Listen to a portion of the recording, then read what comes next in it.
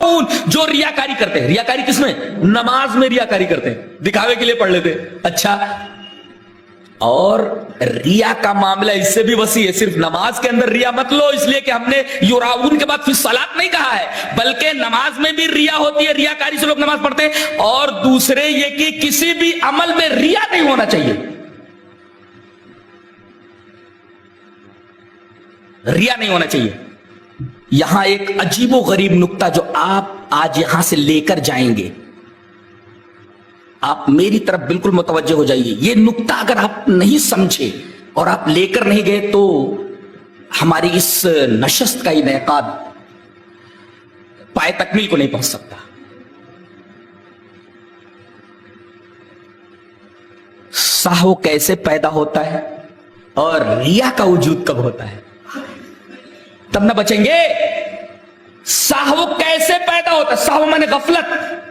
یہ غفلت کیسے پیدا ہوئی نماز میں, اور ریا کیسے پیدا ہوتا ہے, ریا کا وجود کیسے ہوتا ہے, بتایا جائے کہ سہو کیسے پیدا ہوتا ہے, ریا کیسے وجود میں آتا ہے, تب نہ ہمیں معلوم ہوگا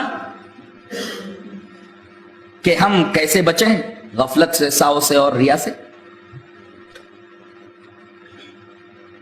صوفیہ بھی تشریف فرما ہے, علماء کرام بھی ہیں, اسکالرز بیٹھے ہوئے ہیں, بڑے ادب و احترام کے ساتھ یہ نکتہ ان کے حضور کی خدمت میں. غفلت کب پیدا ہوتی ہے؟ جب دل پر, میری طرف متوجہ ہو جائیے, غفلت کب پیدا ہوتی ہے, سہو کب پیدا ہوتا ہے؟ جب دل پر اللہ کے بجائے نفس کا غلبہ ہو جائے, نفس حاکم ہو جائے. دل پر اللہ کی حکومت ختم ہو کر کے نفس کی حکومت ہو جائے تو نفس امارہ کا کام ہی ہے دل کو غافل کر دینا ہے. تو دل میں غفلت کب پیدا ہوتی ہے؟ جب اللہ تبارک و تعالی کی حکومت دل پر سے ختم ہو جائے اور نفس کی حکومت دل کے اوپر ہو جائے, تب غفلت پیدا ہوتی ہے. اچھا, ریا کب پیدا ہوتی ہے؟ جب اللہ تبارک و تعالی خالق کی محبت دل سے نکل کر, دماغ سے نکل کر مخلوق کی محبت داخل ہو جائے, تب ریا پیدا ہوتی ہے. لوگوں کو دکھانے کے لیے, تو خالق کو خوش کرنے کے لیے اگر کرتا تو اخلاص ہوتا. لوگ دیکھیں کہ میں بڑا نمازی ہوں, لوگ دیکھیں کہ میں بڑا پرہیزگار ہوں, لوگ دیکھیں کہ میں دین کا بڑا کام کر رہا ہوں. ریا کس لیے؟ مخلوق کو دکھانے کے لیے. تو جب دل کے اوپر سے اللہ کی حکومت ختم ہو جائے, نفس امارہ کی حکومت ہو جائے, تو غفلت پیدا ہوتی ہے. اور خالق کو خوش کرنے کے بجائے آدمی جب مخلوق کو خوش کرنے میں لگ جائے تو ریا پیدا ہوتی ہے. اور نقطہ ملحوظ رکھا جائے کہ اگر یہی دونوں چیزیں قربان کر دی جائیں رب کی بارگاہ میں, نفس کو قربان کر دیا جائے اور مخلوق کو قربان کر دیا جائے, تب توحید کامل پیدا ہوتی ہے. نماز کے سینس میں توحید کامل کا بیان ہے. قربان جائیے اس انداز بیان کے اوپر.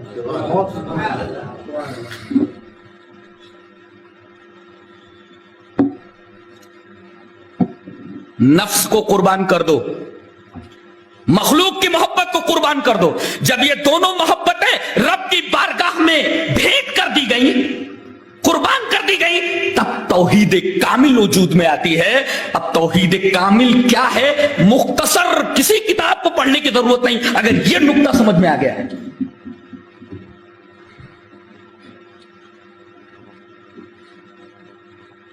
مخلوق کی وجہ سے ریا پیدا ہوتی ہے, نفس کی وجہ سے غفلت پیدا ہوتی ہے. ان دونوں چیزوں کو قربان کر دو, توحید کامل وجود میں آ جاتی ہے. فویل للمصلین, نماز کے بیچ میں توحید کا تذکرہ. کیا انداز بیان ہے, سبحان اللہ. کیسی سورہ, ایسی کتاب ہم لوگوں کے پاس ہے, پھر بھی ذلیل و خوار ہیں پوری دنیا میں. کیا کہا جائے, کتنا رویا جائے, ماتم کیا جائے.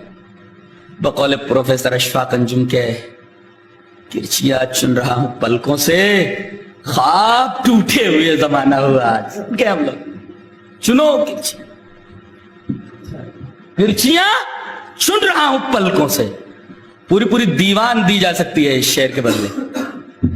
किरचियां चुन रहा हूं पलकों से, ख्वाब टूटे हुए जमाना हुआ।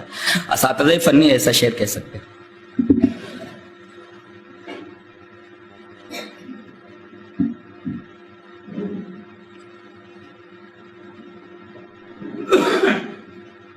तो रिया नमाज में नहीं होनी चाहिए, इसके अलावा किसी भी अमल में रिया नहीं होनी चाहिए।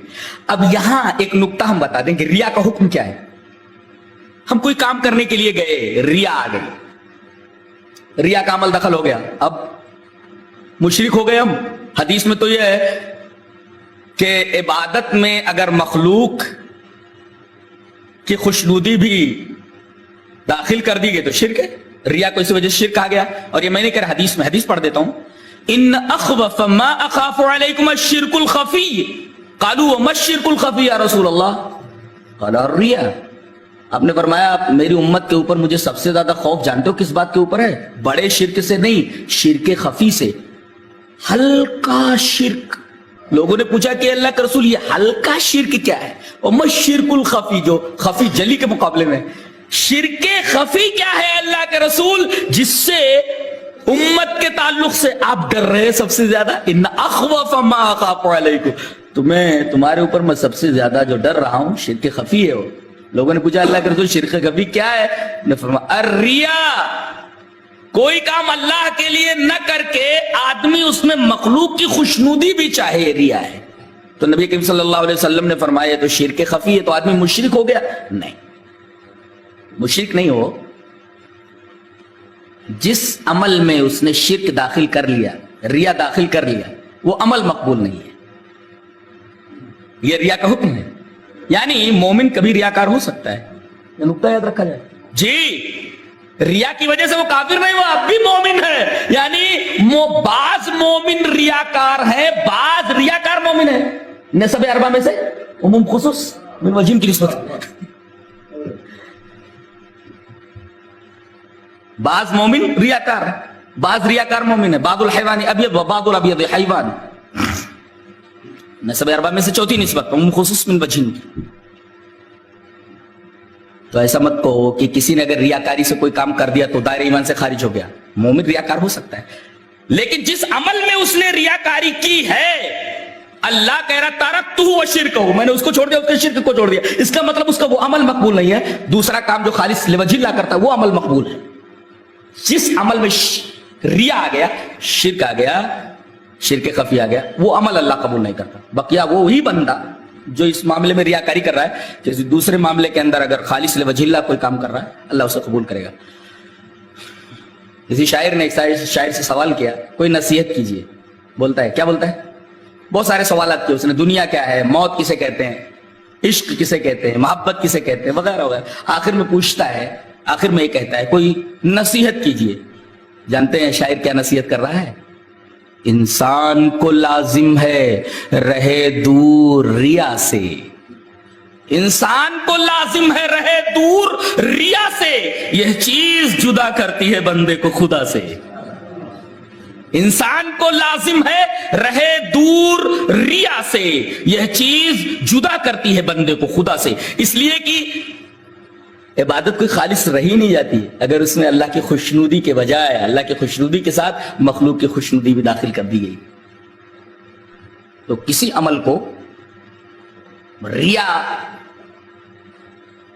की आमाजगाह नहीं बनने देना चाहिए। हर काम खालिस लिवजिल्लाह।